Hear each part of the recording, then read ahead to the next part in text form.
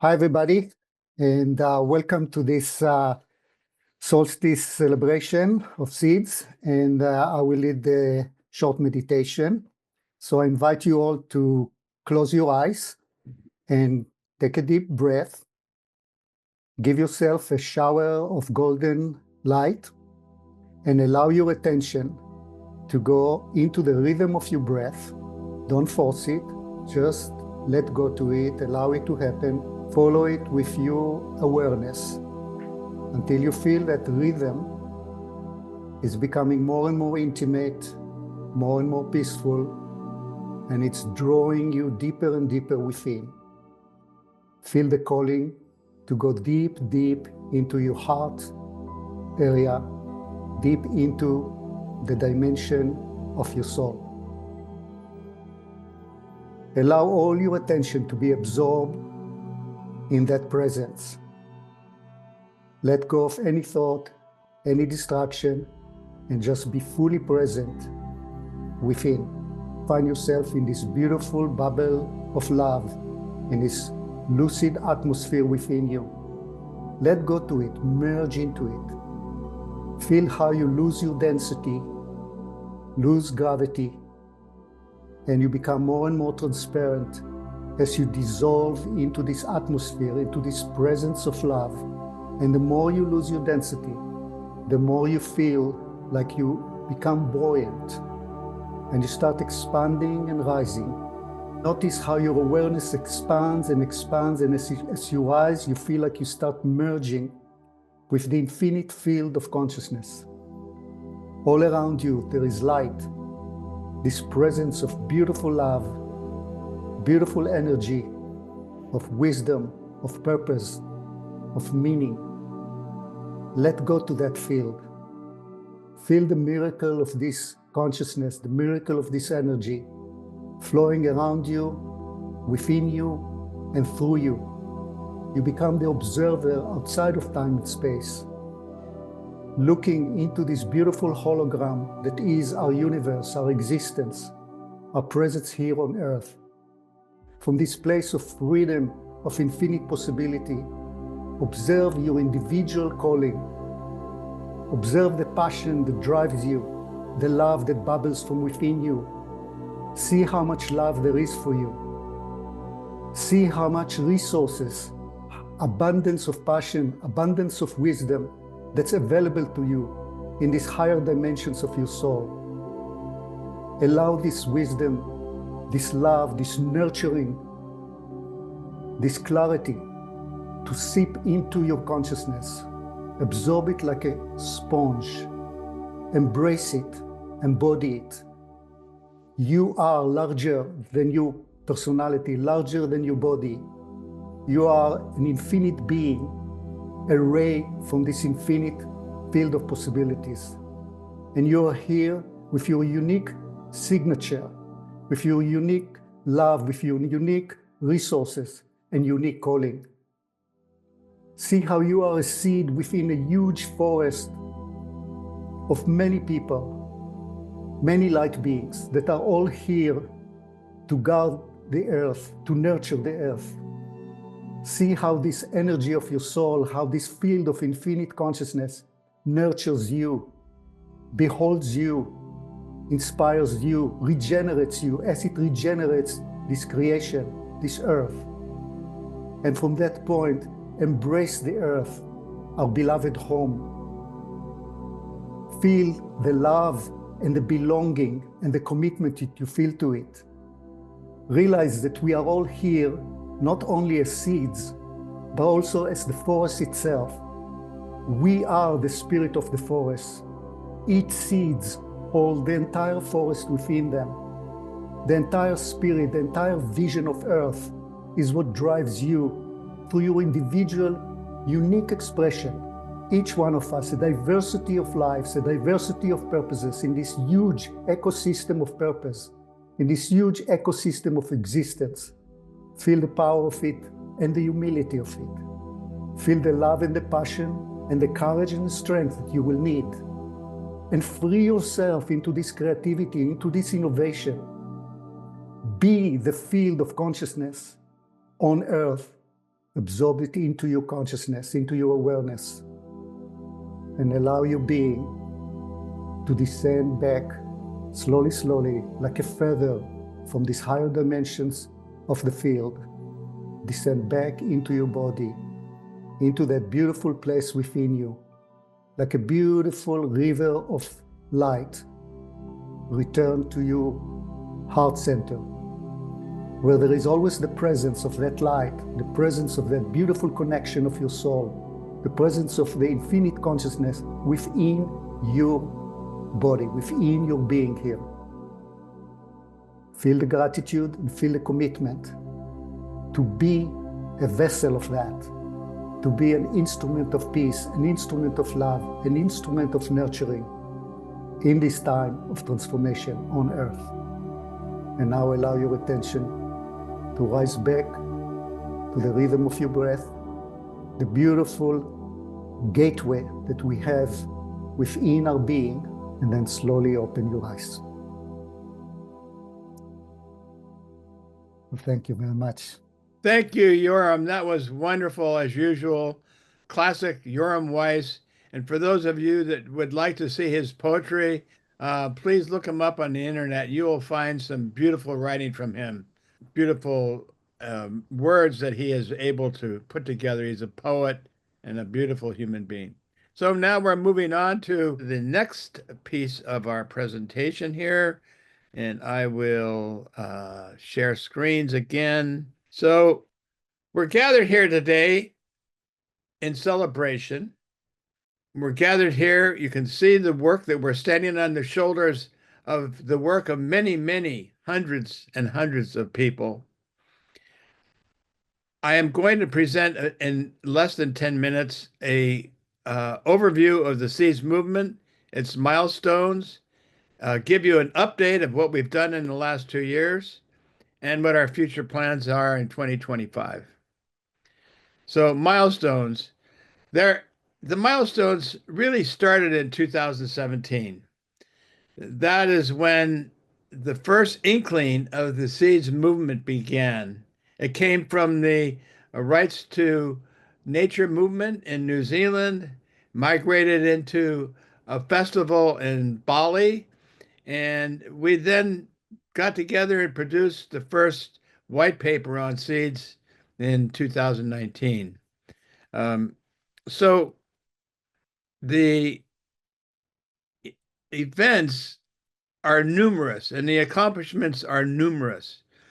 We came all the way down to the 5th of November, 2022, when we celebrated the 3rd birthday of SEEDS at Flat Rock. And that was at the very, very beginning of what we call the crash. So, but like any seed, we were extremely successful. And the seed that we planted and that was planted by all of our pioneers grew very fast. And we knew we were feeding the hunger of a planet. There were 494 SEED citizens on October 1st of 2022.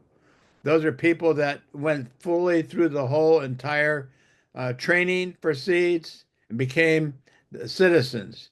There were 819 residents who were on their way to becoming SEED citizens, and there were 9,767 visitors who registered as visitors who would then be progressing towards citizens. There were 11,080 wallet holders in 85 countries. We were truly and magnificently successful.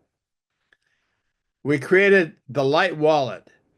The Light Wallet replaced our passport, but today, if we were to create the Light Wallet, it's estimated that it would cost us about $3,500,000 to recreate the Light Wallet as one of our primary assets. It's still working today. It's both available in the Apple environment, the iOS system, and the Android environment through the Play Store. And thanks to Nick Hager and others, we still have that magnificent asset at our disposal. And we don't intend to let it go. So The rampant success resulted in insurmountable stress on the SEEDS tokenomics 1.0. We, of course, didn't make a perfect tokenomics 1.0 design. We've learned from it, but it led to a major breakdown in the fiat value of SEEDS tokens at the end of 2022. And we saw the value of the SEEDS plummet from almost 10.5 cents down to less than 1 cent. And that was a calamity for a lot of people who really were out there relying on it. And for that, I truly apologize from the bottom of my heart for anyone that got caught in that and suffered consequences. It was certainly not intentional, and it was certainly unanticipated, but we've learned from it. And even now, in these dark times, in the Northern Hemisphere, the darkest day of the year, we know the light is coming, and the light of SEEDS is coming as well. So, what's the update? This is what we've done in the last 2 years with a handful of core SEEDS volunteers and activists who we intend to reward now for their entire ceaseless contributions as volunteers. First of all, we completed the new SEEDS Constitution, approved it by the SEEDS Collaboratory DAO. We achieved the account of 79 million milestone seeds, transferred them to the SEEDS Collaboratory DAO Treasury, and we are ready now to distribute 30% of those seeds to those very volunteers over the last 2 years who have been working heart and soul to keep the SEEDS movement alive. We also have a fiscal sponsorship agreement with Will Price's Universe DAO. That's extremely important. One of the things that we didn't do in SEEDS is we didn't have access to fiat currency. We still live in a dominant fiat currency world. And if we're going to do SEEDS, we need to have access to the fiat system. So we have a hybrid system now. And that new ability will allow us to continue the SEEDS movement and continue to update our SEEDS Light Wallet and our smart contracts. Through that fiscal sponsorship, we now have a new SEEDS US dollar bank account, which is open and running. We also have added a donation link, which I'll speak more of later, but you can find the donation link at the SEEDS library website at the top right pull-down menu. And then we've drafted a plan for a funding campaign in 2025. We have retained a full-time professional who is now our SEEDS webmaster, and she will be updating all 3 websites. Our primary website is the joinseeds.earth, which is written in HTML. And then we have explore.joinseeds.earth, which is on Gitbook. And then we have our SEEDS library, which is written in WordPress. So those 3 websites will all be updated. All the links and all the pages will be updated. We also have, you'll hear today that we have a new multi-DAO token mobile exchange feature that we intend to add to the SEEDS Light Wallet. So that's an update for 2023-24. Then what is the future? The future plans are that we will begin the SEEDS funding campaign. That funding campaign starts January the 1st, 2025. You'll be hearing about it more in the future. All 3 SEEDS websites will be, the links will be fixed and they will be working totally and updated. We will also intend to organize, actively onboard new members in the SEEDS Collaboratory DAO. We will use co-SEEDS for the compensation for roles and badges. We're ready to do that now, and that's working. The SEEDS Collaboratory DAO will complete and roll out the next version of the SEEDS Light Wallet and update smart contracts. We will also work to integrate the programs and wallet with LocalScale wallet and programs. And finally, when the new HIPAA 3.0 DAO platform is ready. We are currently using the DAO HIPAA DAO platform 2.0, but when the 3.0 is ready, we'll migrate it.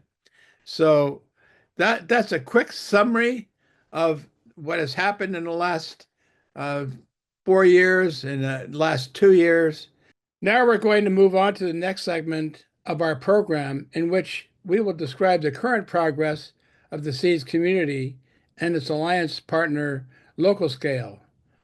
We are happy to have with us via video clip the founder of LocalScale, Stefan Osmond, who will describe how we're going together to empower the birth of the regenerative renaissance. So SEEDS, the version 2, the movement itself, has to reinvent and be rebuilt from the ground up.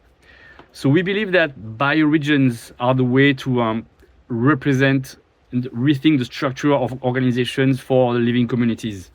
Bioregions are represented by their natural boundaries and also represent a way of life in these spaces, right? They represent both the natural ecosystems and the cultural ecosystems. And the local community that wants to self-organize needs to be able to get control of its food systems, its water and energy consumption in order to redefine their basic autonomy. And the bioregion is the right scale for this. So the tools we bring to the table need to empower local communities to be in control of its own destiny in the bioregional scale. The DAO will allow them to self-organize for governance and policies in a transparent way. Local currencies will allow them to redefine the system of value exchange, and local marketplaces will allow them to start trading and organize local exchange systems. So now, once those communities and bioregions have regained self-organization, allowing them to trade with other communities in other places is a cherry on the cake, right? And this is the oSWAP protocol we're also putting together. And this will become really transformative for the planet. So let's come together and make this happen. That was great. I really appreciate you sending us this video clip, and I look forward to working you again, Stefan, in the future, as Chuck and I and others are delving into the development of the multi-DAO token exchange feature that we hope to have and feature both on our Light wallet and also on the LocalScale wallet. So I know you're already working together with Chuck and I and others to make this a reality. And we're really pleased to have with us live today one of our other key people working tirelessly to develop this particular feature. And that is Charles Harrison, who has developed the code for this. And we have now made significant progress in that code. And he's going to demonstrate a live application of it as it will appear in our mobile Light wallet. I think I'll jump right into a presentation about this feature that we're developing to help financial exchange with local tokens and DAO tokens for use within the SEEDS ecosystem. So it's called oSWAPs, supporting the local and bioregional exchange. So in this ecosystem, we have regional and global currencies. SEEDS is a global currency. It's used and designed to be used throughout the world. It connects people across distance and culture and basically provides mutual support and also shares mutual risks across the entire ecosystem. In contrast to local currency, it's one that operates in a limited geographical area. It'll connect people within a village or a bioregion. It's focused on supporting self-reliance, resiliency, mutual support, and shared risk within a community. And in a local currency, where we can have economic policies that are created, governed, and adapted to the specific local needs that develop within that community. So both types are valuable, but I'm going to focus on community currencies here and an inter-community exchange system. why do we want exchange from one bioregion, local village, whatever, to another? This system will encourage the commerce among like-minded communities, all of which are aligned and participating in a regenerative renaissance.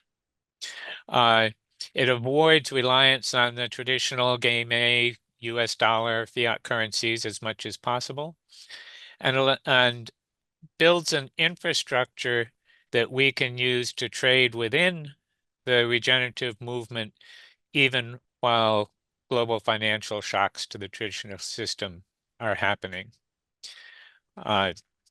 Here's some specific use cases of when a person who holds one local currency might want to use a different local currency, transact in a different one.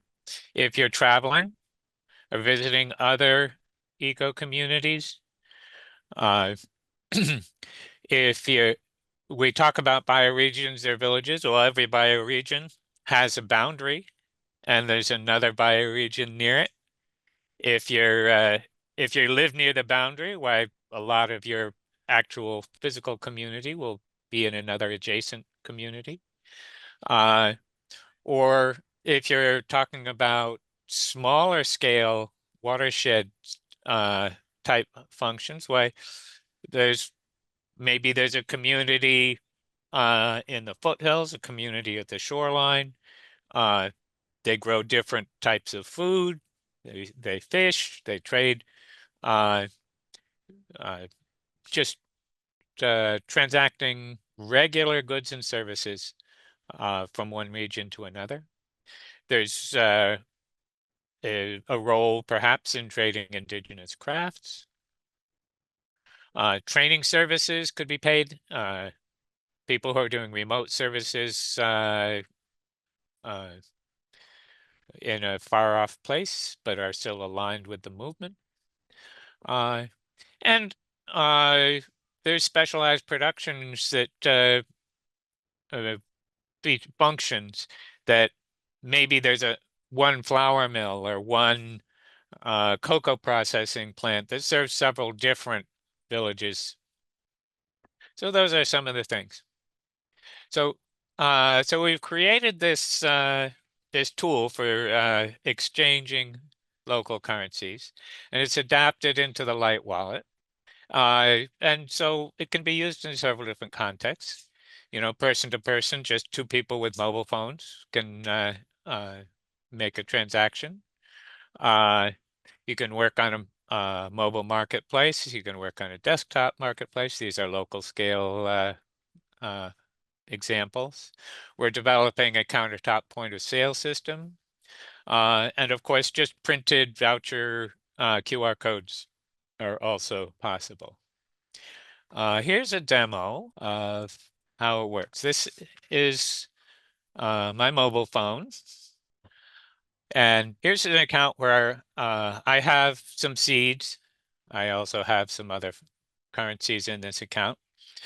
And suppose I've got an invoice from Basil's production studio. And it actually is working with a Hypha DAO. They're running a DAO, and the DAO has a utility token called Honey. So I've received an invoice from them for 20 honey. If I scan that code, it sets up a transfer from my account to DStudio for 20 honey. But I don't have any honey in my wallet. So I hit the send via exchange button. And it tells me it's going to convert. And the conversion is a dynamic exchange rate. It's not always fixed. In this case, it's going to take 33.7 seeds, sets up the transaction. There we are. So now I have fewer seeds in my wallet, and DStudio has received those 20 honey. So So we see basically how it works. It's pretty much like if I'm from the US and I'm traveling in Europe and I buy something with a credit card, why I swipe the card, the merchant receives euro and my account is debited in US dollars, and there's magic in the background that handles the translation. If you really want to get involved and learn more and maybe participate in developing this, why we've got an Engage site. There'll be more about that. So let's geek out a little bit what's really going on and how we got here for how to make intercommunity economic connections. There was some important earlier work that started back in 2022, where we were designing a system with a vision of 3 layers of tokenomics, 3 different layers. The bottom layer was going to be local currencies or DAO tokens, like I've been talking about here. This work was done first in the SEEDS Commons Currency Working Group, and then the Collaboratory Economic Circle.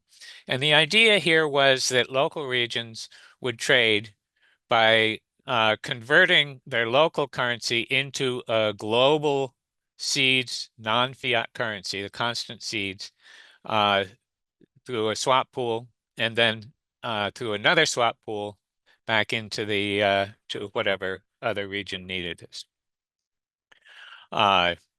The exchange rates would be floating, and in this type of swap pool, this is like a Uniswap pool, why the exchange rate stability depends on a balance of trade. You have to be sending as much goods and services value out into the world as you are receiving in order to maintain a stable balance. However, the innovation and the change in going to oSWAPs was to connect without having that reserve currency, that's global constant SEEDS.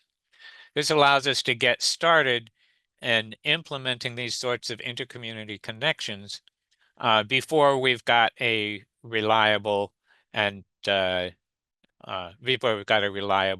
global currency going.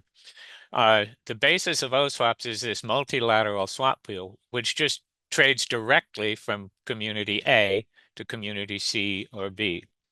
So if we look at a local economy, a village economy, whatever, that's using a local currency, you've got a bunch of people, and they can trade goods and services within the economy using the local currency. But of course, there's a lot of activity that's going on to the outside world that doesn't accept that currency, which typically then depends on using national fiat currency. So what if you got 2 communities? Each one has their own local currency, and they have goods and services to exchange with each other. There's a realistic economic flow, but how are they going to exchange that value without dropping back into the fiat system? This is what swap pool can do. And oSWAPs is implemented as a pay or payee swap pool, which means, as you saw in the demo, I put my currency into the pool. The foreign currency doesn't come back to me. It's not a currency exchange like that. Each transaction delivers the foreign currency to the foreign citizen. And as the various transactions go back and forth, so this top transaction puts some A currency into the pool so that pool balance increases and takes some of the B currency out. But then this bottom transaction goes the other way. This increases and that goes down. This is a bilateral pool. There's only 2 currencies in it. What oSWAPs does is create a multilateral pool where as many currency groups as possible, as desired, can participate within this one contract. Again, it's a floating exchange rate depending on how much flow goes in and out, because the ratio of the value in any two currencies determines the exchange rate within the pool.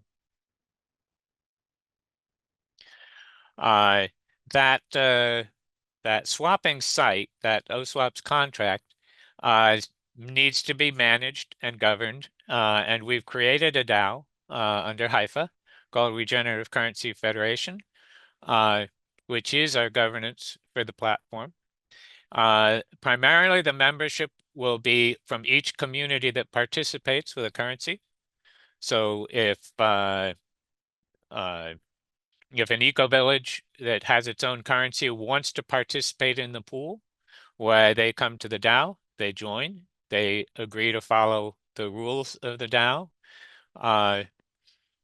and typically commit a certain amount of a certain initial balance of their community's currency to the pool. As time goes by and trade happens, why currency will come in and out of the pool from actual goods and services exchanges. The RCF does have the power to decide who can join and participate in the pool. It's not a completely open process. The RCF does have some powers to protect against various kinds of bad actors or misbehavior of the system. We expect this is a learning process. We will be developing guidelines and perhaps modifying the contract in order to handle the needs as it comes up. Very good. Yeah, that's a beautiful contribution you're making to our entire system. So he's been working down this rabbit hole for quite a while. That's our famous former electrical engineer and now SEEDS engineer, Charles Harrison. And we're very, very fortunate to have him not only here in the SEEDS community, but also here in my local community. So I see him pretty often face to face. And now we're going to move on to a panel discussion with some of the key people that have been either alumni of SEEDS, allies with SEEDS, or activists with SEEDS. So I'm going to pass this on to Benjamin Weir, who will handle that panel. He's our co-host today. Benjamin has been one of those key activists who has hung in there for the last several years with no compensation, just from the passion of his heart to continue his work and bring us to this present moment. So I'll hand this over to you, Ben. Thanks so much, Steve. Let's take a second to join the heart of the people within SEEDS and people that have brought it to where it is today, and the people behind the scenes that aren't typically recognized or are working in governance or working in a bioregion with people on the ground working with farms. Today we have 7 distinguished members of the regenerative renaissance, people working within SEEDS and outside of SEEDS, but all moving the initiative forward. And so I'm excited to hear from everybody about what they've been working on and specifically what they're excited about right now, moving into the future, and where they see SEEDS in its highest and best purpose moving forward to support the regenerative renaissance. One of the things I always look for is, what is the thing, the gift that we're able to offer? So without further ado, I want to welcome our first guest, Rieki Cordon. Oh, hi. Hey, buddy. But yeah, you did have a general question that you're going to ask all of us, and that was going to be how I jump in. So I'm just going to do that. And yeah, the event that we're calling the crash in this gathering so far, that moment that kind of like felt like we reached a crescendo and then split it out for a bit, coincided in my life with my own personal crash, if you will, but awesome thing, is got my wife got pregnant, and we ended up having our first son, and going through that father journey was grounding for me. I couldn't spend 18 hours a day, dreaming and being part of this beautiful movement. I had to shift to a very tangible being a father and being a husband roles. And that really grounded me in what this movement's all about. Because I did get a little lost there in currency designs and tokenomics and DAO platforms and all that's incredible stuff. But I personally just got disconnected from my real passion that brought me here, which is food forests. So that's immediately what I'm doing these last couple days and to go forward the next couple weeks is putting in food forests. And that's been my shift these last couple of years, as I've been planting forests everywhere I'm going and having a ton of time to do that with my son because he just loves being outside and in nature.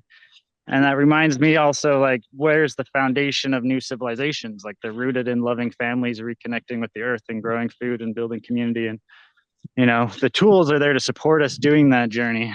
And our first years in seeds have all been, obviously we had to build the tools. So I think this next phase for me is in playing with the tools. So that's really what I've been focused on, and my joy and passion going forward in the seeds movement will be making videos around games that are using these tools, but there are also games that are designed to be played in the real world and also designed to regenerate ourselves and our relationship with all the rest of the kingdoms of life. So, for example, there'll be a game around reconnecting with the microbiology of the world and helping our guts heal and grow, but at the same time doing that to the soil that we're getting our food from. And there's other games around setting up local food systems and working towards creating a regenerative village and etc. So all these things that we're doing in our movement, I'm thinking this stuff is super complicated. There's a lot of parts. We need to simplify it, and let's just design games around how we can actually use all these tools to accomplish all the things we're trying to accomplish. So I've been making videos on that the last few years, and I plan to launch that sometime in 2025. So the rest of my involvement will be now using the tools that we've built that are all working pretty well now. We've got our partnerships with LocalScale are helping us, so we can already set up food systems and local food systems and start swapping our food with bioregional currencies and setting up our own DAOs to manage those currencies and all that. Like, all the tools are there for us to start using and experimenting with. So I think now we can get more focused on actually playing the game, which I think was a big challenge, pre what again we're calling the crash. Is we kept talking about the tools that weren't quite ready yet. So there's a lot of people joining the movement, expecting the tools to work and being really frustrated because the tools were still, in the process of being built. The phrase, trying to build the plane while flying the plane felt very relevant for many years. Felt like we were kind of flying through the sky as we were putting the wing together, being like, wait, how is this even flying? So yeah, I'm really excited about the phase we're in. And yeah, my passion again is going to be traveling the North American continent in my pirate ship bus there, connecting with bioregions and villages and communities here, putting in food forests everywhere I go, and helping people set up their, village currencies and bioregional currencies and stuff like that. And then just making them videos about how we're doing that. So if any other bioregion anywhere in the world wants to, start doing this process too, one, you can already do it without these videos because everything's open source and free to use and free to engage with in that way. But yeah, some of it's complicated. So I'll just be making videos showcasing one perspective. It's obviously not the right way to do it either. I want to say that it's just one perspective of how we're currently doing it. So anyway, that'll be me going forward. And yeah, I just want to end this by saying I love you all. Like, this gathering has been so beautiful, and it's so nice seeing you all. And I'm just feeling a lot of joy and love and connection from this beautiful community. So thank you for all the wonderful things you keep doing and bringing in my life. Appreciate you. And, I know the love is definitely reciprocated. You've carried a holistic perspective that is integrated with wisdom, analysis, and an open heart. Very conscientious, dutiful, and full of care. I love the carefree aspect of playing the game you bring to it too. It allows the curiosity to continue. I think sometimes we get stifled with the importance, and I love that you embody that. And it's an honor to be on this journey with you. And as simply, as lightly, and as deeply as it goes, we're going to have fun. We're going to keep doing it. And it is for the people and the planet. And it's great to have you on. Thanks for joining us today, Rieki. Okay, so next on the list, I believe we have Tyler Wakefield in the room. Tyler, he is a SEEDS alumni. He's a current sociopreneur of the BioFI initiative. All right, so Tyler also was a tremendous leader for the SEEDS movement during the period when SEEDS main organizing governance transitioned to the Commons.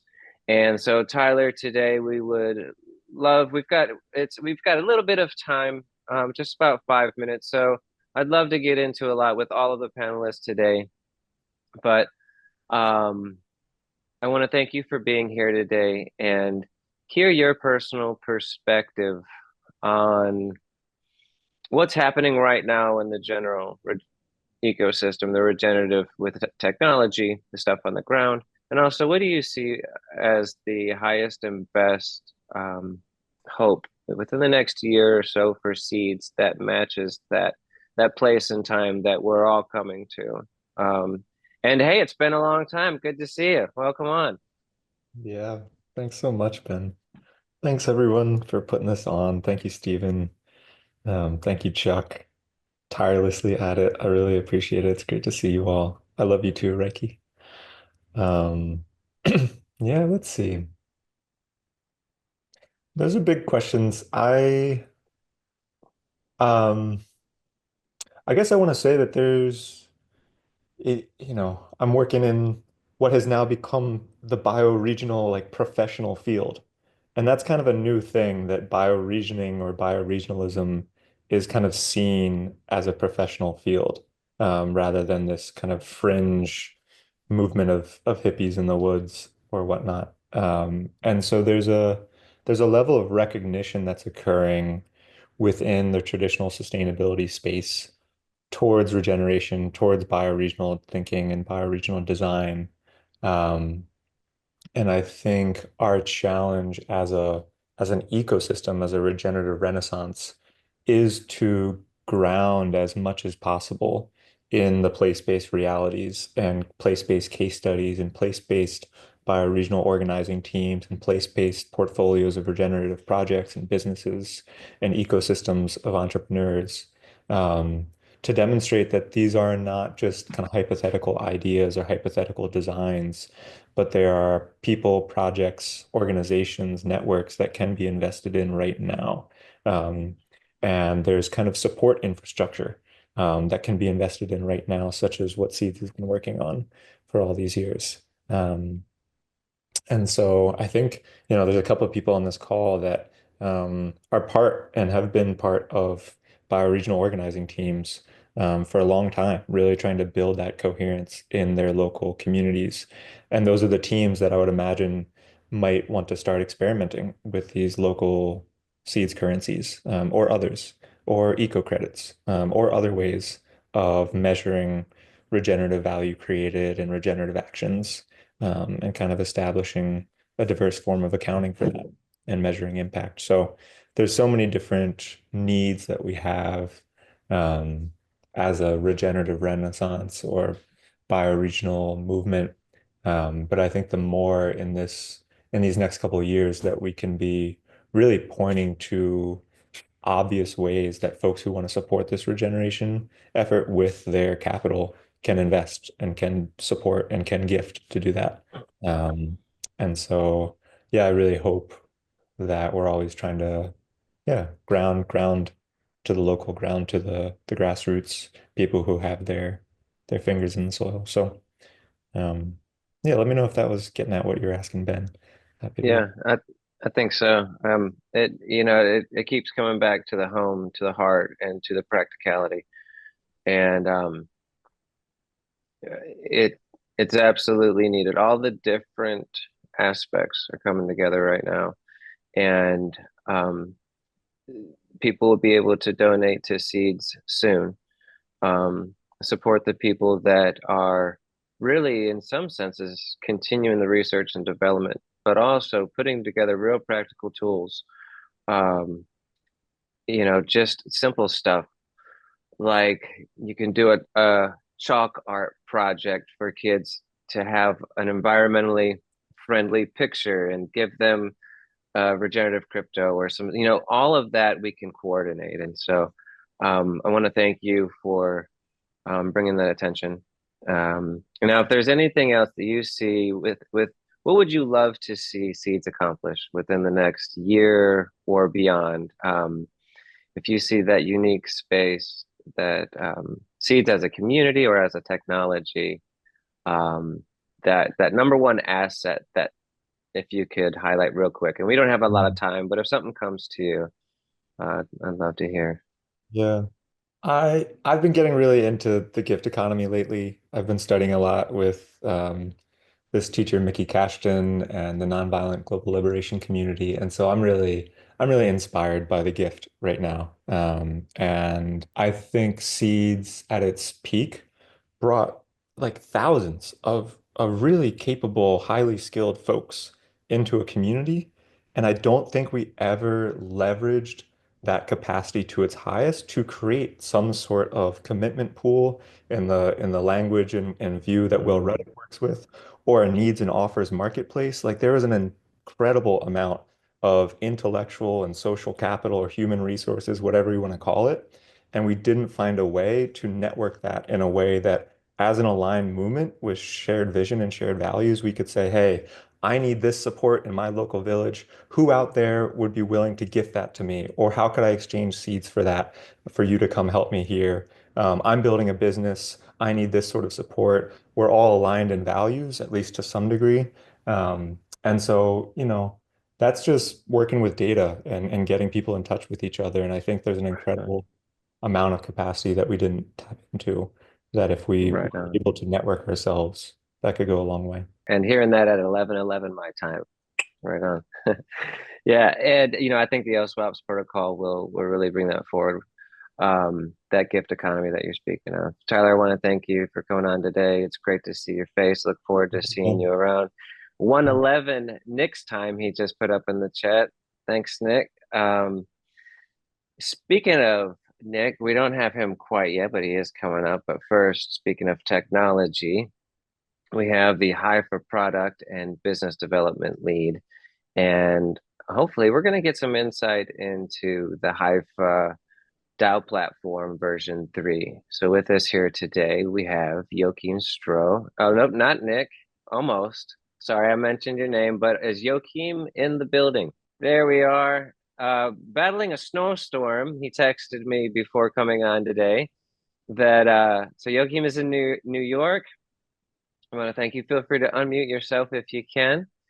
And if not, Basil might grab that for us. And thanks for braving the weather and staying safe.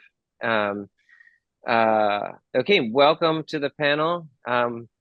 You are you are one of the main members from HIFA. We would love to hear from you today about if you have, I don't know if you have a presentation or if you just want to answer. We don't have a whole lot of time, but we would love to hear what's alive in you, what you're working on, and going forward in the future, in the near future, what do you see as that highest and best solution that SEEDS can bring to the table, and maybe how that works in with HIFA and how we're utilizing the governance tool that you so diligently helped develop. So with that, feel free to clarify if you need to. Sure. Thank you. Sure. Thank you so much, Ben. It's good to be back. Good seeing so many familiar faces here. Thanks, Rieki, for bringing back the Renaissance and really focusing on playing the game. Using our tools. That's our mantra for 2025. That's what we want to do. We've been building this for more than 5 years already. It's been a long journey. And we have the tools. We're ready to do this now. Also good to see you, Tyler, reminding me of the good old Samara times, right? And bioregionalism is a big topic for us too. As we build more partnerships within HIFA, bioregions are coming back over and over again. So we'll see more venture building, more partnership building within Haifa. Give you a quick summary of sort of the major projects, initiatives that we had in 2024.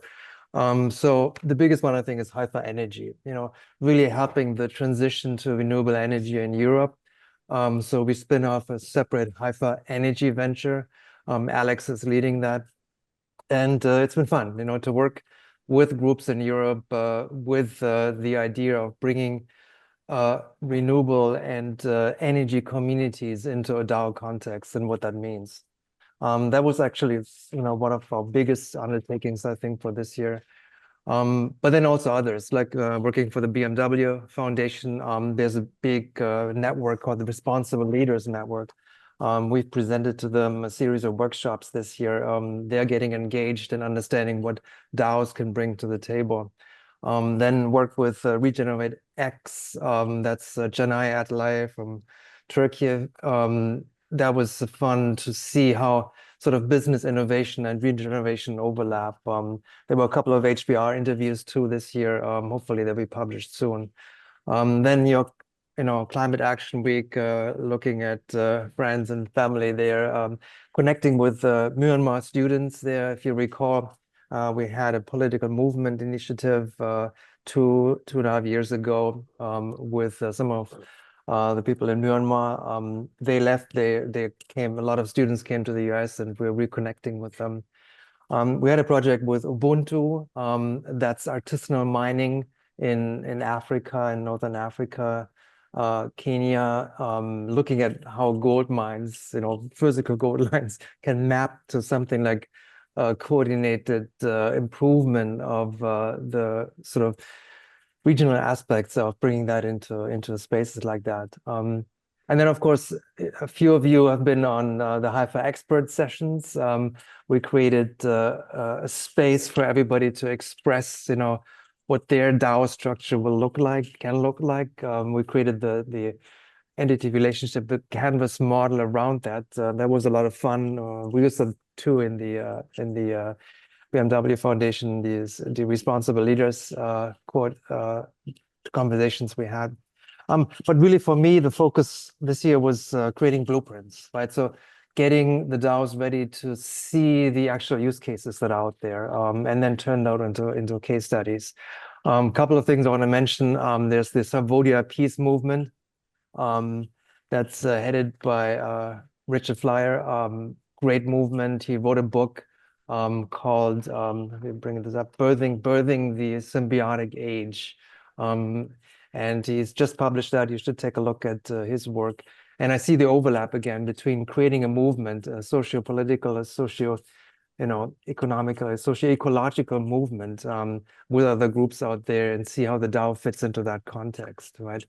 Then we did blueprints for festivals and artists, blueprints for corporations, diving deeper into what it means to turn a corporation, transition a corporation into something else, right? But then there are also actual projects we worked in with Pangea. If Nick comes online, he can talk more about this project. That's virtual nation building. That's creating a whole new platform on top of EOS. It's a side chain that Pangea created. And then launching the DAO as the application on top of the Pangea network. That was a fun project. But few words, if you allow me to talk about version 3. I don't know if you want to do it now or maybe later, Ben. Yeah, go ahead. If you could take a quick minute to give some highlights, we would love to hear about it. Go right ahead. Sure. So majority of our time really was spent in looking at the next iteration of the Haifa platform.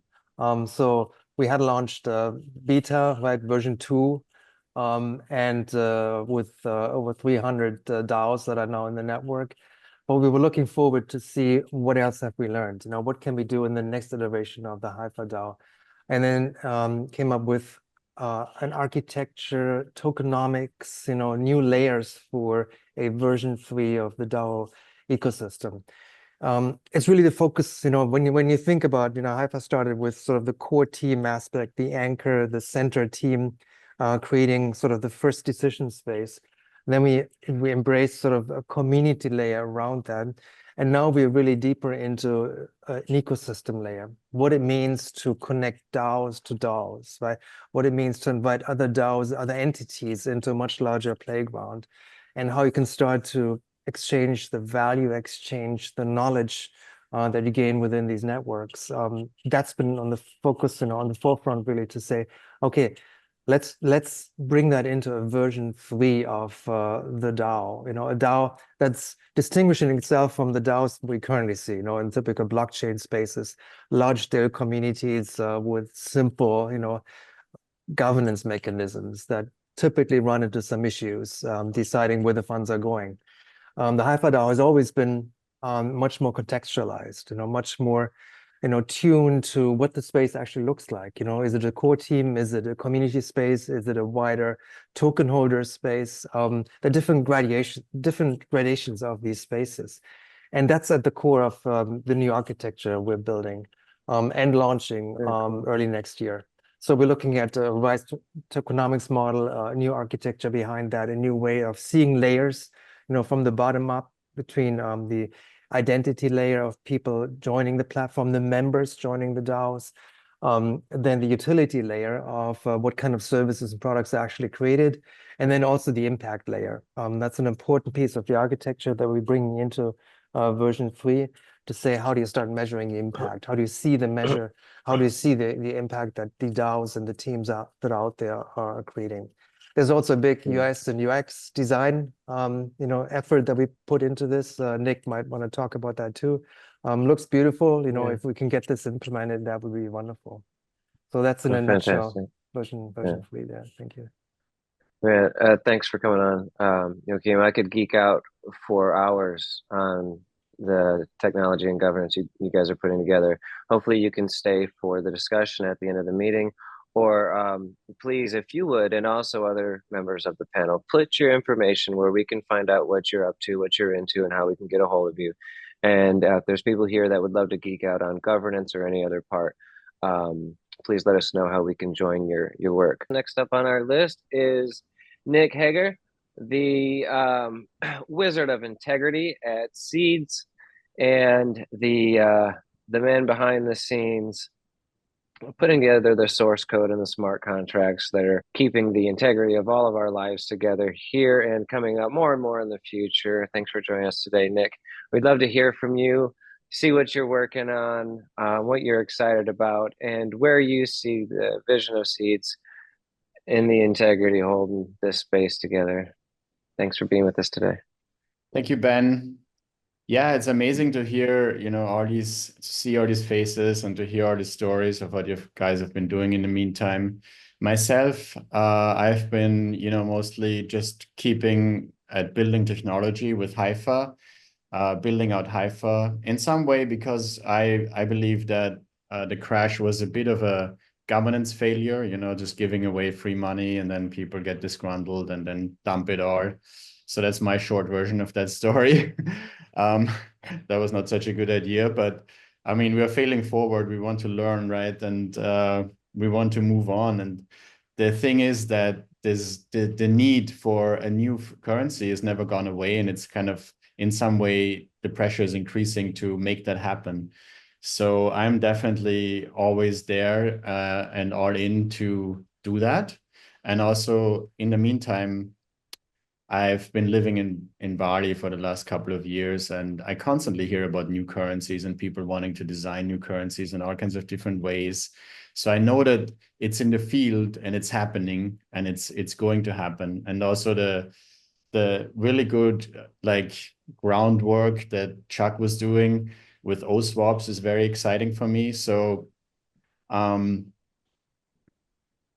maybe towards my current excitement, I'm excited that SEEDS is still alive and that SEEDS is moving, because SEEDS has a very beautiful vision, and Rieki has expressed this vision so beautifully over the years. And, that's the reason that so many people just signed on to it, because they were like, oh my God, yes, I want this. And we still have this vision and we're not giving up on it. It's not going anywhere. We're going to make it happen. And I think that's really nice. And I had a recently also a little run-in with one of the Seeds members that I've never met before, actually. He reached out to us because he had sent some Bitcoin to an old Seeds address. And he was like, he couldn't get it back from anyone because it's Bitcoin, and the exchange told him, well, you send it to some address, there's nothing we can do for you. And I was able to, you know, recover that Bitcoin for him. But it wasn't like a very old Seeds address, but I still had it lying around. So that was great. But then we had a call, and he was building eco communities up in the Netherlands. And it just reminded me that, like, all the people that are in Seeds are just amazing people. So there's a huge value in everyone who joined, this vision. It's just like this network is something we haven't really used much, as Tyler was also saying. And I think we are going to bring that together. So the next iteration of Seeds, or let's just say the progression, will be some of that, to bring all these people back together and to even, you know, get even more people into the vision. And then just in this call, actually, what I heard people say, Rieki is working with communities, Chuck did oSWAPs, and I know he's working with communities and amazing people who just make very practical things happen, you know, like immediately, and Tyler as well. So I'm hearing there's actually like a huge demand for these community currencies. So when Seeds moves forward, we need to support community currencies first and foremost. We might not even have to worry so much about the global Seeds currency or how it looks like. If we can make these community currencies work and support them really well, then that will thrive, because that is a real world demand that's already happening. So it would be kind of smart to, you know, listen to that and adjust. Yeah. And yeah, I think that's pretty much it for me. I feel like Seeds is always led by the heart, and all the people in it are basically just following their heart and also exchanging the love with all the others in this movement. It's not just a random movement, you know, it's more like it's a very substantial movement, I would say. It's a very beautiful one. Yeah. Thanks for being with us here today, Nick. We appreciate you behind the scenes, and also now probably in the scenes as a new member of the Collaboratory DAO. Is that right? Yes, I'm now a member of the Collaboratory DAO. So I'm now in the scene. Well, we appreciate you. We appreciate you for everything that you're doing and coming on today. Thanks so much. Thank you. See you later. Okay, so next up, Will Blakey. He sponsored the first Seeds development program, helping to fund the start, and he is the lead, the head, the social entrepreneur for the Universe DAO, and where he is geographically at present, Starseed Village. I want to thank you for being on the panel today, Will. Look forward right now I'm actually from Holos. I'm calling it and tuning in from Holos in Costa Rica. Oh, yeah? Where's that? I flew down here for 5 days in Diamante Valley. Lucian Tawanaski from the United Planet community is also a DAO with Haifa, is hosting one of his games. So it's nice to hear Rieke's transition into the game application of how to get adoption. Lucian here is a wizard and a master of doing that and attracting amazing people. I also have brought a few people with me on the call today. This is Andrew Seeley, an amazing wellness yogi and cacao fanatic, and another cacao fanatic on my right, Brent. We're here enjoying some beautiful cacao seeds, the fruits and nectars of the gods. So yeah, thank you very much for having me join this panel. I'm really grateful to be here and to continue supporting the Seeds movement. And it's really nice to see so many familiar faces. Yeah, thanks for being here. For the sake of time, we would love to hear real quick from you, and I wish we had more time. But as it is, would you please tell us, you know, what do you see on the forefront? The applicable forefront for Seeds. What do you see? Are you there? Yeah, sorry, I was just having some funky stuff going on with trying to share my screen, but I can't. I wanted to take a moment just to share about Starseed Village and Club DAO Universe, to share with, you know, how we're using the technology and how we're creating a bioregion where the Seeds currency will actually be available. Hey, to well, go ahead. You share. got five. Go ahead. If you got 5 minutes, take it away. Give us It's a run okay. through. It's okay. What I'll do instead, because I appreciate everyone's time and I value everyone's time so much, is I'll share a few links in the chat. So if anyone wants to explore Starseed Village, they can find everything about the project, where we're located, what we're doing, the vision for the permaculture, the agroforestry, but also the community living, so natural birthing, natural healthcare systems, wellness, with the yoga and meditation schools. And we've got a lot of traction now with a lot of really amazing partners, education partners, both in the children education and with the Mayan elders for their wisdom to come through with how to work with the medicine, the fire, the tobacco and spirit, but also the yogis and the yoga meditation schools and many different partners right now. So it'd be interesting for some of you, I think, to check that out. There's a presentation for people that want to become a resident or to build a business with us, or also to buy a token. We've tokenized the land. 1 square meter of land is 1 land token. And we also have created a utility token for people to be able to buy their land share agreement or engage with our architects and designers to design and build their home. And eventually it will be, the currency for their utility bills and their homeowner association fees and all these different things. So I think it's a real world grounded application of this technology, and it's simple enough for people to understand. And I think that's been the biggest challenge, as the Seeds community. Chuck, he showed us his demonstration, and in action it looks simple because it's just a phone app. You scan a QR and then there's a transaction happening, but it's actually so complex. And I think that's been the biggest challenge we've had as a community is adoption, making it simple, making it easy. So the more simple and real we can make it, I think the better chance we have for adoption.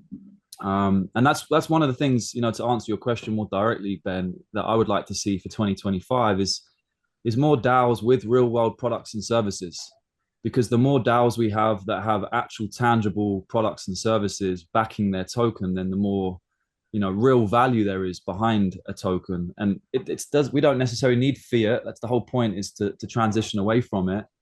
But that doesn't happen until we can buy our food, and grow everything we need in our community with that token. So it's great to hear from Rieki today that LocalScale is functional and working, and we can at least in some bioregions have that user experience and reality. And I pray and hope that that's the case for other areas around the world. And that's one of the things we're trying to do, with Starseed Village. The flagship is in Guatemala, but we're also here in Costa Rica to build the association and partnerships in other countries. And I think finally, all I'll do to wrap it all up is mention DAO Universe. We have Danny on the call. She was with us for one of our incubators this year, and Nick and Ronnie too. So the last couple of years, we've been hosting month-long in-person incubator programs in Bali for impact projects to adopt this technology, learn how to become a DAO, how to adopt alternative governance structures, how to tokenize the valuation of their goods and services, but also to share that value, reciprocity with the community members, transparency, all the features and benefits that come with adopting this technology. And I think we're in a really strong position now, hearing Joachim talk about how, there's been a lot of bugs and frustration in trying to get this working. It's working now. So I think this call has given me a lot of life, a lot of hope, a lot of inspiration, to see a path forward for how, it's ready. We are really actually ready. And now it's just about scaling and seeing adoption. So yeah, long story short, next year I would love to see more DAOs with real world products and services adopting this technology so we can grow our economy and give our residents and citizens and visitors something they can actually do with their seats. So yeah, thanks again for the opportunity. I'll share some links for you guys to explore in your own time. And Will, I'd like to interrupt a second and just make sure that everybody understands that Seeds is grateful to you for agreeing to be the fiscal sponsor for the Seeds Collaboratory DAO and helping us set up a donation link through your nonprofit, which allows us to start our campaign in 2025 for funding Seeds in the future, and that your link will be handled through your already administrative system, so that U.S. citizens that make donations will have a tax-free opportunity to make a donation to SEEDS. So we really supremely appreciate your original contribution and your continuing contribution to the life of the SEEDS movement. So thank you very much, Will. I appreciate that. Thank you. I really appreciate those kind words too. Yeah, just to like put a full context to that story, you know, I met Rieki and the SEEDS community in Bali about 5 years ago, and it was just the answer to my prayers. I think we're all tapping into something that's bigger than ourselves, and we want to see this shift to this new paradigm that we feel and believe in our hearts is possible. And they were setting out on a journey to build the tools that I think are necessary for this transition. And I'm really grateful to see that it's still alive, it's still happening, the technology's there, and yeah, it feels very tangible now. So thanks for that. I'll just close out and say, if there's any other DAOs out there that are, you know, worried about the legal landscape, we have created a process for other impact projects to, you know, be sponsored by us in a similar way to SEEDS, or even set up their own, you know, non-profit structure to operate internationally. The link is already live. So Ben, I think you both just said it's for 2025, but there's nothing stopping anyone donating today into the SEEDS community. So yeah, I would really love to see some donations come in, because Chuck and Nick and the rest of the team have been working so hard, you know, meticulously to make this happen, and they're not being rewarded right now. So let's not wait until 2025. Let's launch that donation button right now. That's right. You heard them, folks. Check the chat just posted by Basil, the donate link. Thank you so much, Will. We appreciate your presence and everything you're doing. We look forward to staying in touch with you. I'm personally looking forward to starting up a marketing call, just to get the legal services and the people that have a service that's global want to connect. So that's one thing I'm excited about. So thanks again for being here today and helping us channel that funding through the Universe DAO, and being a part of this grand mission. So thank you so much. All right, next on the list, we have another bioregional activist, executive director of the Cascadia bioregion, Brandon Letzinger. And we would love to hear from you today, and what you're seeing in the work that you're doing, and how do you see SEEDS fitting into the work of the Cascadia bioregion, and what are your hopes going forward in the future? Well, first off, I think just thank you so much for inviting me to be here. And I've really enjoyed the conversation. I think that there's so much to get into and so much opportunity to explore. I think the work that I'll talk about today is really regarding our program Regenerate Cascadia, which we launched in 2023, and which is really focusing on the question of how do we regenerate the Cascadia bioregion? How do we regenerate an entire bioregion, an entire watershed, an ecoregion?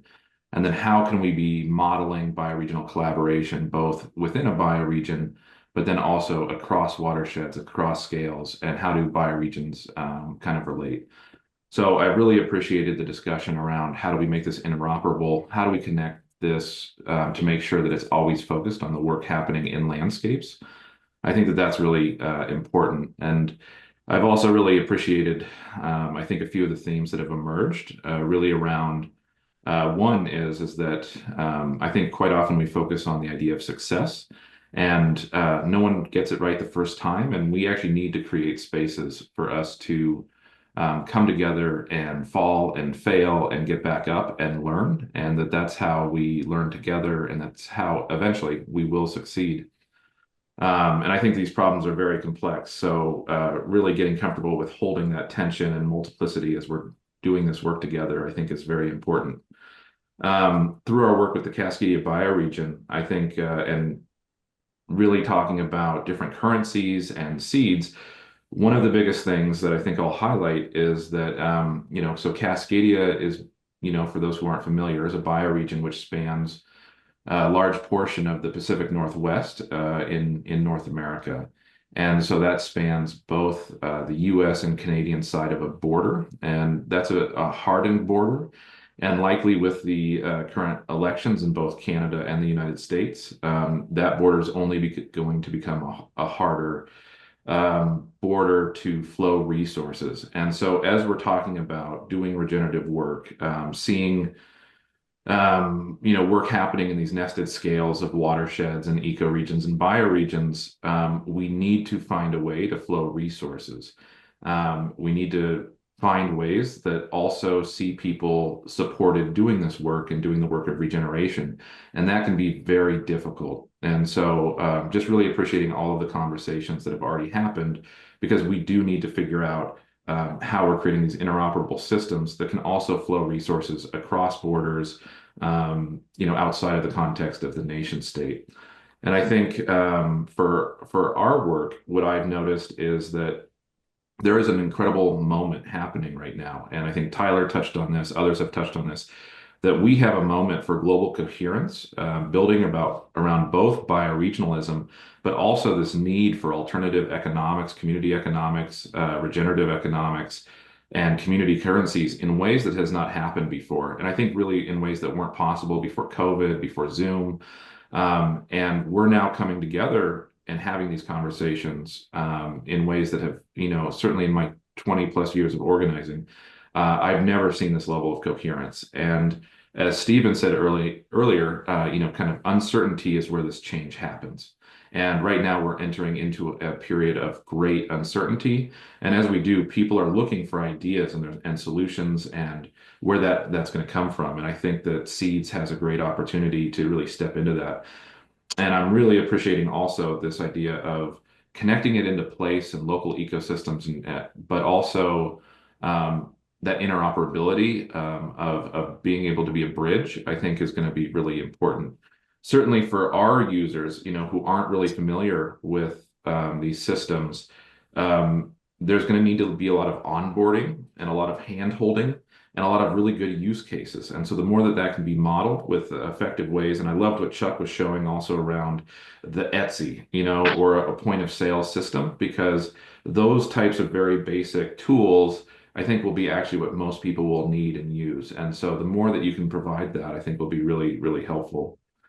And then just lastly, I just want to say, I think what I'm really watching and leaning into, and what's been so exciting about getting to work with this community, has been how these new currencies and eco credits can really bring us together in ways that haven't been possible in the past to model this bioregional collaboration. So yeah, I think that's kind of some of my insights and takeaways, and I'm just excited to see what comes from this. Brandon, don't forget to mention your upcoming event in May for the Bioregional BioFI conference that you're holding in Seattle. Sure. Yeah, so I think part of this, I think, global coherence that's building is that we've been very excited to work with Tyler, Wakefield, and Samantha Powers around their BioFi community of practice and really exploring what bioregional finance is. And that really goes back to this question of how are we seeing people supported and what are the creative vehicles that we can really use to make that happen. And so we have our first Cascadia Bioregional Finance Conference happening in Seattle at the Georgetown Steam Plant, May 16th through 18th. This is kind of the pickup of what used to be the ReFi Seattle Summit, but now we're actually really excited to shift that over to BioFi. It's going to be the week after the Global Earth Repair Summit happening in Port Townsend, and so we're working with them to bridge a full 10 days of regeneration and exploring what alternative and community economics could really look like in a way that can bring together land regenerators with community artists, with the edges of finance, with Web3 and technology, as well as participatory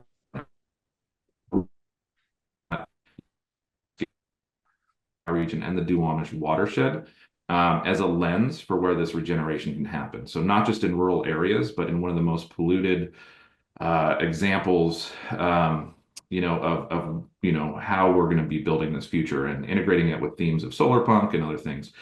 So it should be really fun. And just within that, I might also just mention that I've really appreciated this discussion around how you're integrating value. And I think that that's a really important thing to think about in terms of not just currency, but how we're really looking at that multi-capital approach and bringing in other types of value into these discussions. And so, I think that's just where I'll leave it. Yeah, thank you. Integrating value, creating coherency. There is so much happening right now. I want to thank you for the place that you have in the United States for such a sensitive bioregion. It really does make an impact. I want to thank you so much. And look forward to staying in touch. Please leave your information here to let everybody else get into what you're doing too. Okay.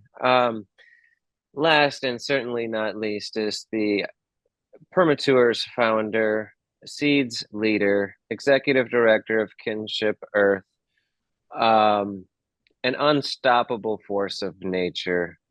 Here with us today is Sydney Griffith, the one and the only. Thank you for joining us today, Sid.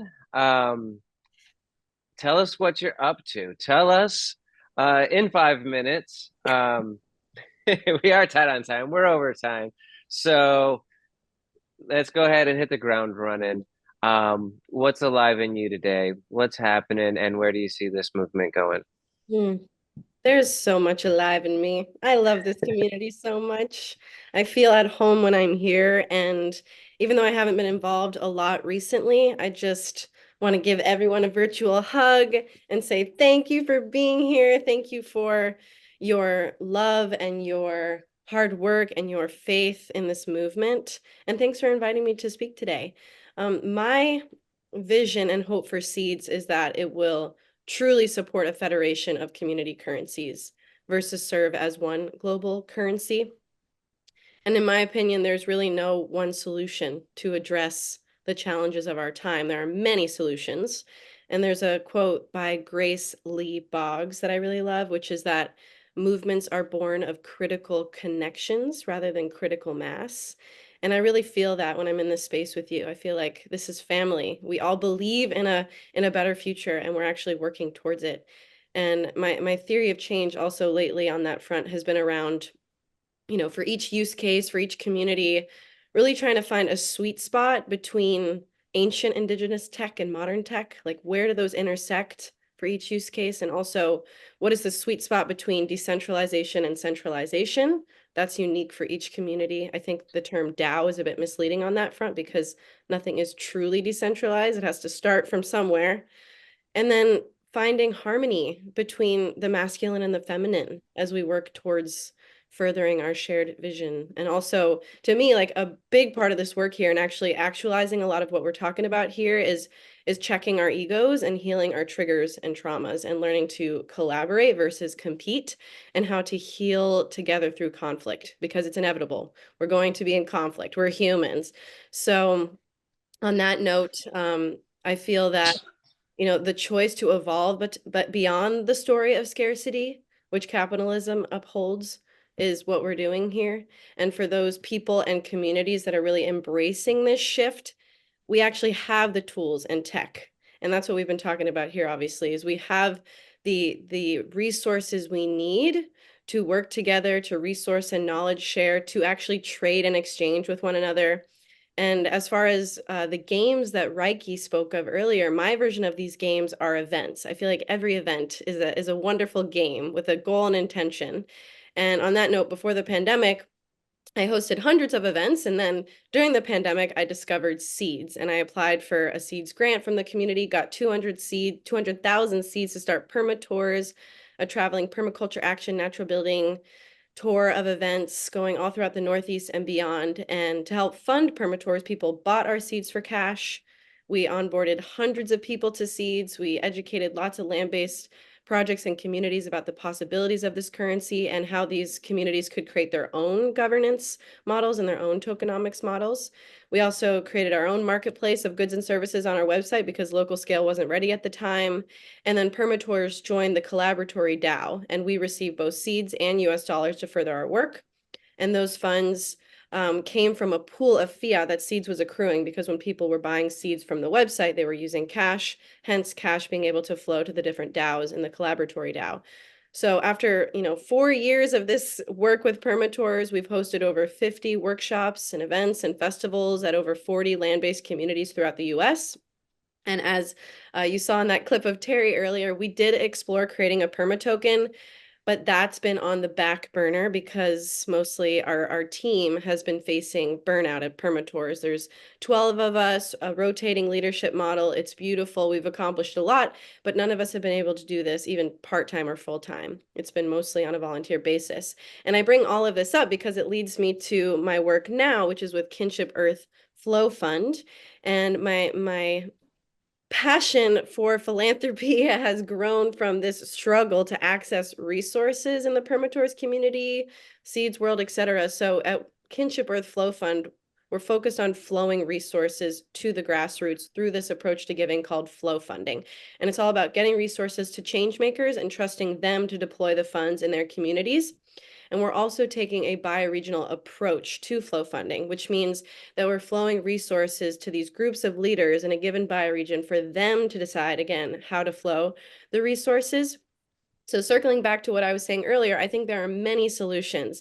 Yes, creating our own regenerative community currencies and using seeds to serve as a bridge between community currencies so we can trade and exchange with each other, but also bioregional flow funding as an approach to giving. And for those of you who aren't super familiar with bioregionalism, I'll just share this quickly. A bioregion is defined by its natural landscapes and cultural identities versus these fake, town lines, continental lines, economic barriers, political barriers. So bioregionalism is really about returning to what indigenous people have done for a long, long time, which is organize around their watersheds, around their forests.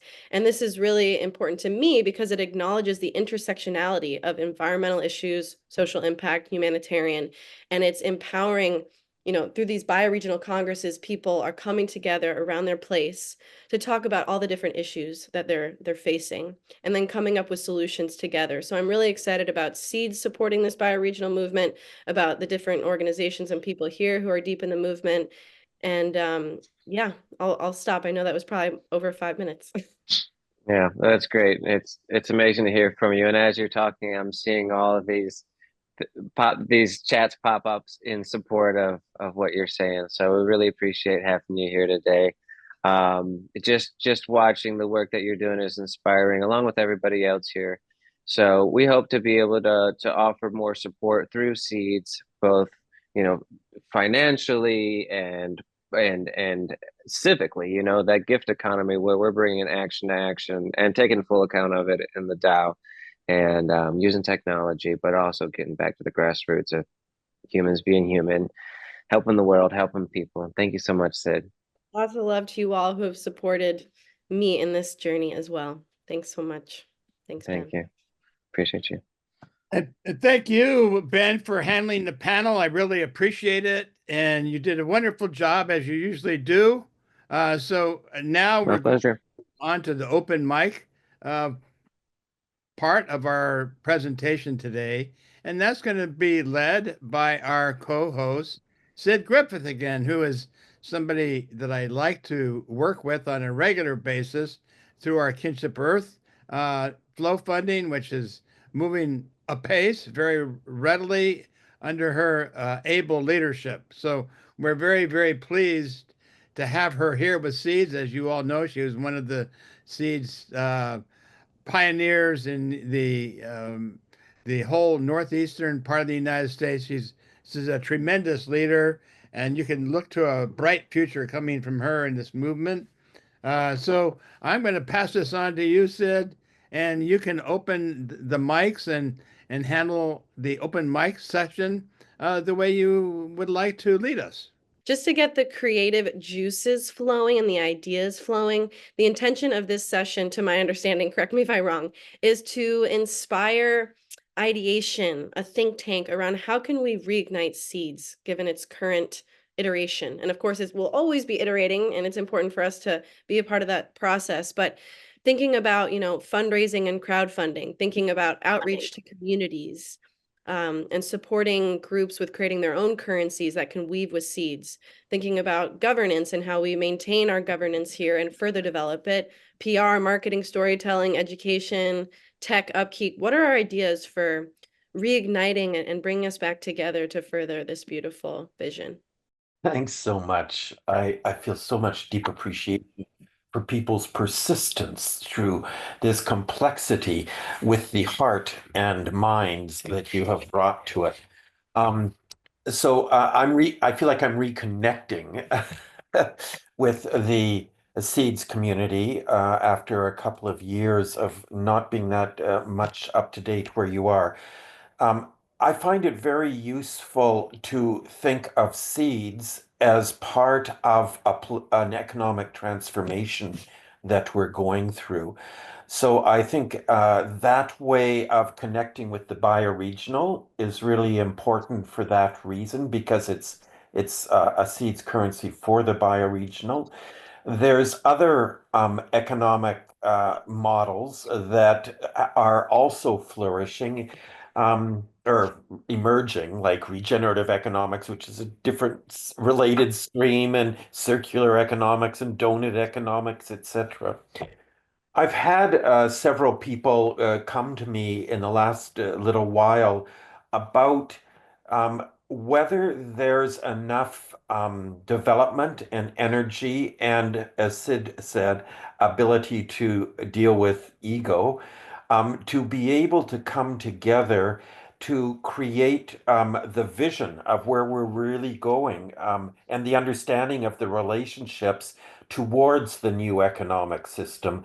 And having worked in this field for like 40 years, I feel like we're really at a new point of potential. So I just want to say that I would be very interested in connecting the work I've been doing on, particularly associated with financing systemic transformation, as we call it, and systemic investment, etc., to what is happening here. Thank you. Thank you so much. Mr. Jefferson or Mrs. Jefferson. Thank you all for having this event today. I just wanted to just make basically a comment that I'm hopeful that maybe in 2025 the SEEDS community can create some type of marketing plan to just help spread the word about this whole SEEDS community. You know, I haven't heard anything about getting the word out to the world, to the masses. So I'm just hopeful the SEEDS community can come up with some type, even if we use AI software or something, to come up with some type of marketing plan to get the word out about what we're doing in the SEEDS community. And that's basically it. Thank you all. Love you all. Thank you. I know quite a few storytellers here, so it's exciting that you're wanting to see that happen. So do many of us, I believe. Who else wants to share? Yeah, hi. So yeah, I believe in this so much of what we're trying to do here. I think there is a critical mass of people worldwide who are committed to this work, so that it could actually happen. And we have an opportunity right now with this new administration in the United States. We've got Robert F. Kennedy, who I believe is open to these kind of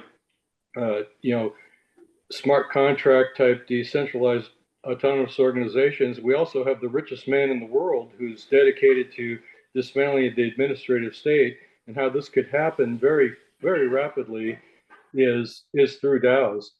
You know, federal bureaucracies have no interest in solving problems that would make themselves obsolete. Their budgets increase by creating more problems to administer. So if we can create DAOs with verifiable metrics for performance, to where the focus is on results and not just maintaining the status quo, which is the traditional way that everything's happened. And I think all this could happen very, very rapidly by having support from the top and some of these key people who are trying to change the way things are. And I know RFK Jr. is really into transforming our soils, our healthcare system, and if somebody has contact with these people, I think this could become mainstream. Most people don't know anything about this, and if we can get some of those powerful people in the world to adopt this stuff, things could transform very, very, very rapidly, because you've got people with money who want to see results actually happen rather than just bureaucracies that have no interest in actually doing that. So that's just what I'm going to throw out. I don't know if anybody has contact with RFK Jr. or any of these people, but they have the money to, and they're going to have the influence to rapidly transform this. And they purportedly want to return power to the people. So let's see if this would be a way that they could actually put their money where their mouth is, whether this is really their intent or not. But anyway, thank you. I would love to. I think this could happen very rapidly if we could get the richest man in the world to come in. Thank you so much, Pete. Trisha, and then Stephen. Thanks so much. Can you hear me okay? Yes. Awesome. So yeah, I was provoked or maybe impulsed by the question of how do we get the seeds kind of reignited, because I just felt like, well, didn't we just do that? Like, this just felt like a reignition to me right here. There's just so much resonance with everything that everyone shared, and just like looking at the ways that I've been able to weave with so many of you over the last few years, either like actually intentionally or through like something that you've inspired for me, or something that I might have inspired for others. And it's like, I think with the issue around egos and with the issue around like an economic transformation, it's also just the issue of like being in this emergence together, and recognizing that all these different weaves are weaving together, and like trusting that and staying with that and like being together and finding ways to do that. So yeah, thank you so much. I've actually never been involved in seeds. I just bought seeds like 3 years ago because I was like, I'm down with the plan, whatever that thing is. And so I'm looking to, weave in whatever ways that comes up. Thank you all so much for all your work. It's super inspiring. Okay. Thank you, Trisha. I feel that we are reigniting right now. Over to you, Stephen. Yeah, just really quickly, Sid, I think it would be wonderful if you could share a little bit about your Atlantic crossing for those of do not know about Earth One and their work, and what your perception of what that event was like, and how they're crossing silos between donors and activists around the world. I think it'd be pretty exciting to hear a little bit firsthand while you were on that ship, that super yacht going from Lisbon to San Juan, Puerto Rico. Sure. And I can't help but mention what I'm sure many of you are feeling, which is the powerful contradiction that is trying to regenerate the planet while being on a mega yacht. But I'm learning that there might be an intelligence in that contradiction in and of itself. And we're constantly faced with contradictions, right? Like, we're born into this world where we need these phones. And I'm sure a lot of us don't like to learn about where these minerals come from and how they're sourced. But anyway, I was blessed to be invited to participate as a fellow in the New Economies Guild on Earth One. There's some key focus. There are key focus areas of new economies, governance, biocultures, resilience, intelligences, and oceans. So essentially, we were gathered to share different ideas, solutions, meet funders that are trying to fund different initiatives, and also just like build beautiful relationships with change makers who are doing amazing things.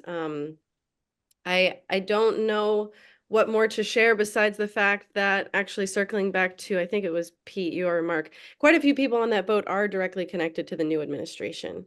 So I can share. I felt quite healed by my experience having lunch with a bunch of crypto bros on the day that we learned Trump was elected. I was very disturbed by the election results, but after that lunch, I feel a lot better, actually. We found common ground in that right now is the time to take governance and economy into our own hands. And a lot of those bros, I call them, are developing the tools to actually support this vision we're talking about today, which is a federation of community currencies, tokenizing assets, etc. So that's my share. Who else wants to share?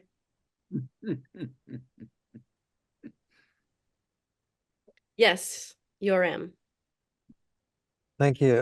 Yeah, I just wanted to connect to what Pete said earlier and Steve about the systemic transformation. For me, there's a German word, it's called Aufbruchstimmung. Aufbruchstimmung means something like a sense of renewed departure, right? A sense of change is coming. And I think that's been very strong, you know, especially in the context of, you know, recent elections and other countries too.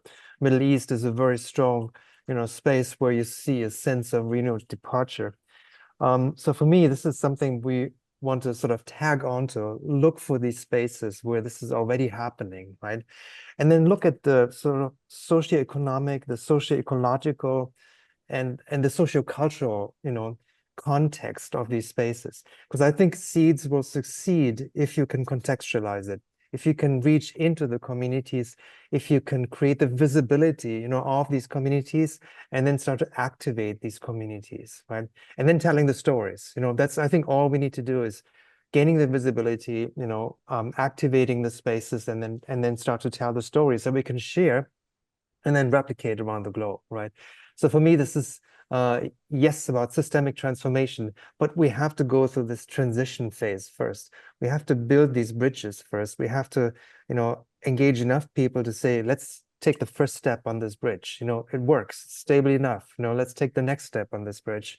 And just try it out. It's a bridge towards the old world, to the legacy operating system, right? That brings us now to this new transformative space into this regenerative space. So there's work to do, you know, but I think I'm really optimistic for this sense of Aufbruchstimmung that I see in a lot of spaces right now. Thank you so much, Joachim. I know I called on you, Yoram. Also, Rieki mentioned in the chat, maybe it would be good to do the closing ceremony. Sorry if you hear my cat, she's very vocal. To do the closing ceremony, but then to stay on for additional open mic. Do we want to do that for those who do need to leave now? Yeah, I think that's a good idea, Sid, because I can see there's still a lot of hands that want to come up, and I see Arsenjie is there, and we also have Mark and others. But at the same time, what Telma is going to be doing is sort of an open mic still too. So she's going to be transitioning into and segueing into what have we learned from this event? What can we do to capture it? Can we have a post-event session, Zoom session, where we continue this discussion and take some action from it? So I'm going to pass this on to you, Telma, for the closing and capturing of lessons learned today and actions in the future. And then we'll have a closing, beautiful closing is planned by Yoram Weis, which I think you will not want to meet. I've seen some of his beautiful slides that he's going to use with it, and he's a master at that. Go ahead, Telma. Let's breathe together, because we have been in communion here. And I feel in my heart, and I heard in everybody's words, how wonderful it is to reconnect with the family, with the community.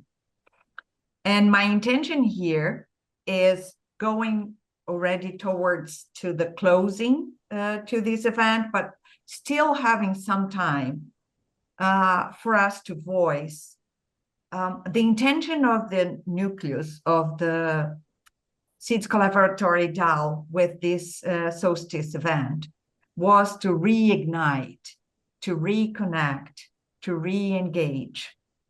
And it would be lovely to hear from one of you, or a few of you that feels really reignited, how you completely feel reconnected.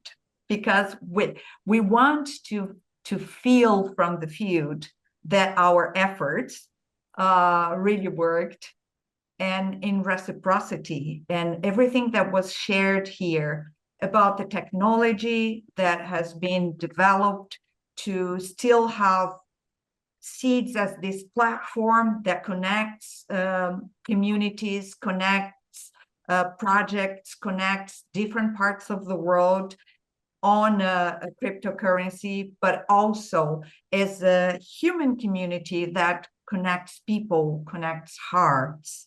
And that's what we are practicing here. So I want to invite, there were a few hands on that we don't want to lose. But I want to frame, if you can, how you feel reignited, re-engaged to contribute to this family and this community, to keep moving this movement forward together, because we need you. We need all of us. And that is the call, that is the request.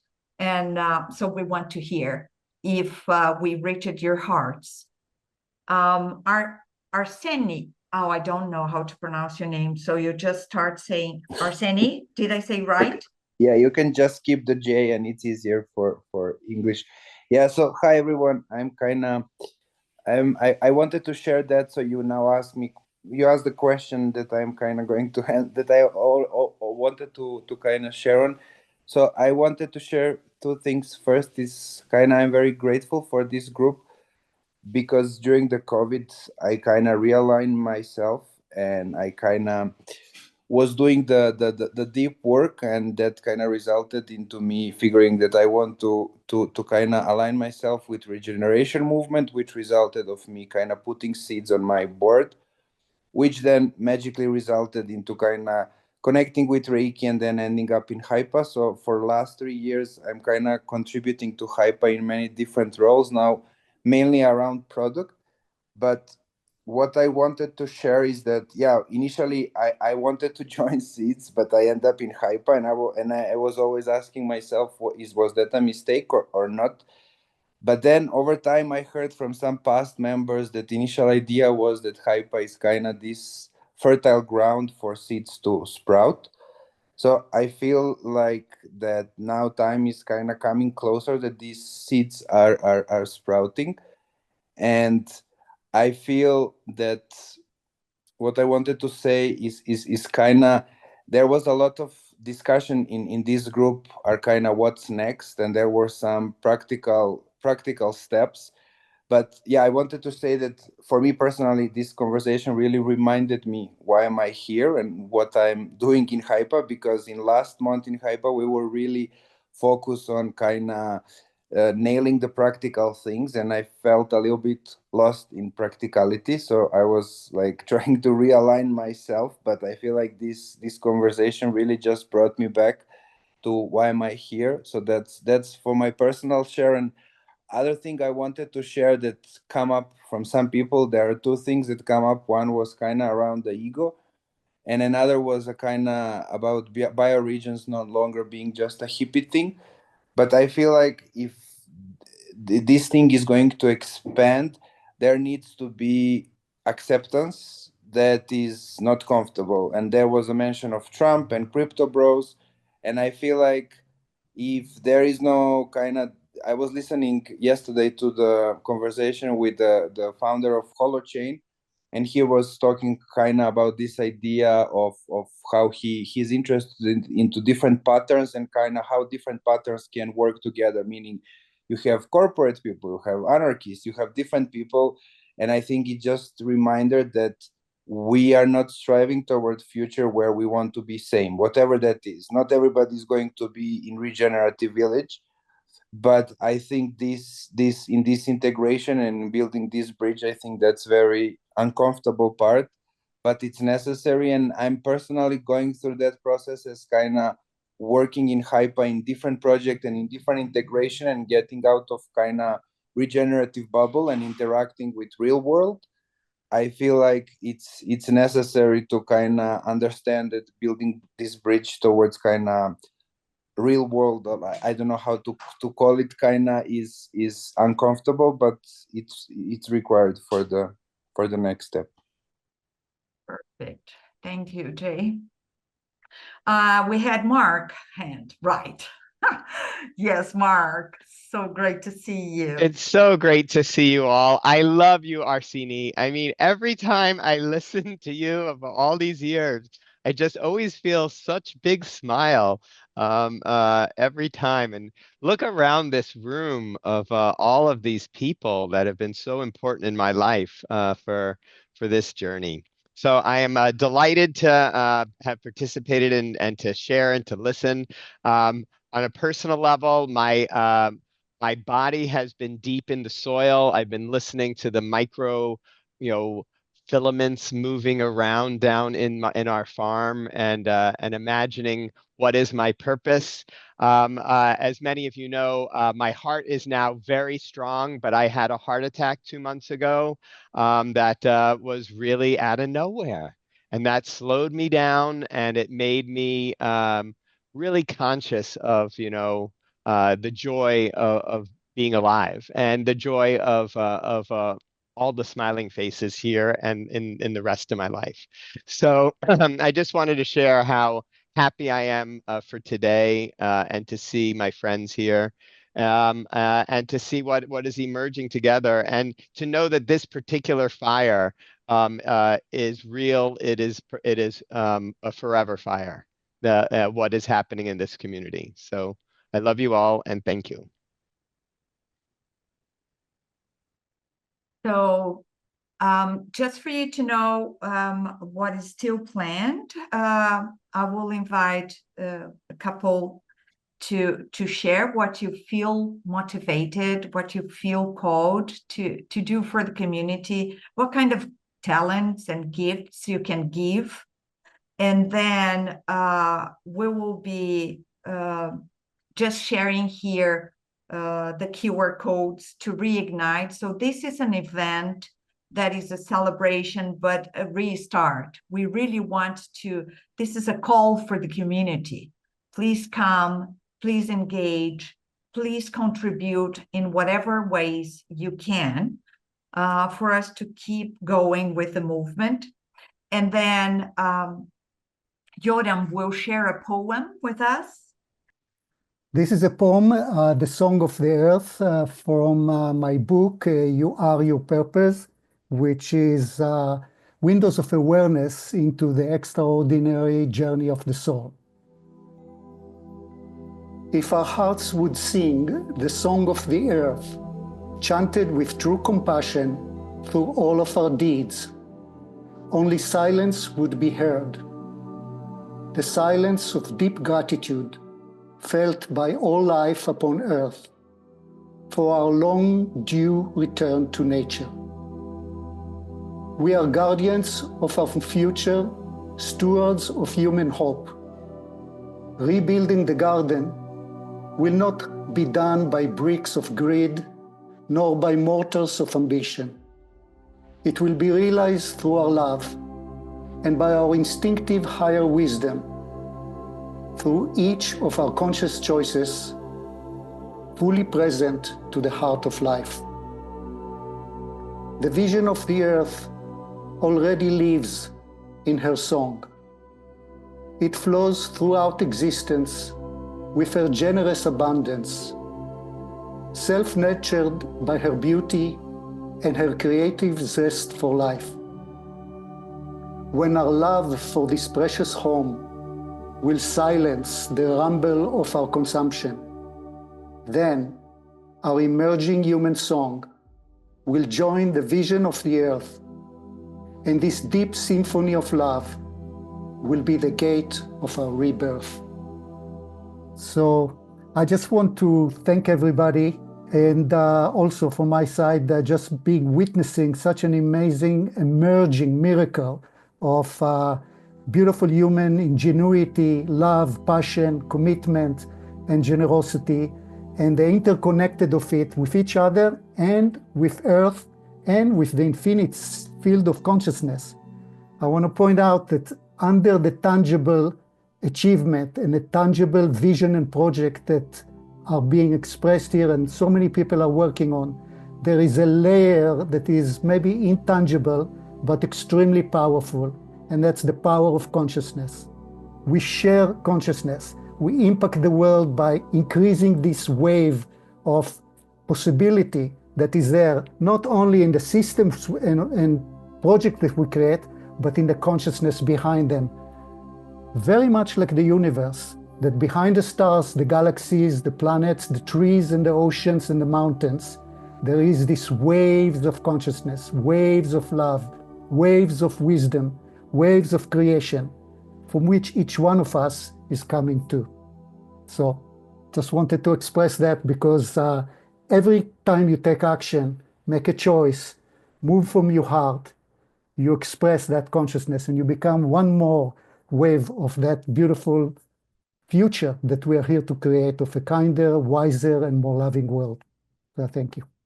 Thank you so much, Yoram. I really appreciate your contributions today, and always you're so poetic in your expression of words. And I've known you for a long time now and appreciate who you are as a human being and what you bring to raising the awareness and consciousness of all human beings. And we love all of you. Thanks for your support and your magnificent contributions.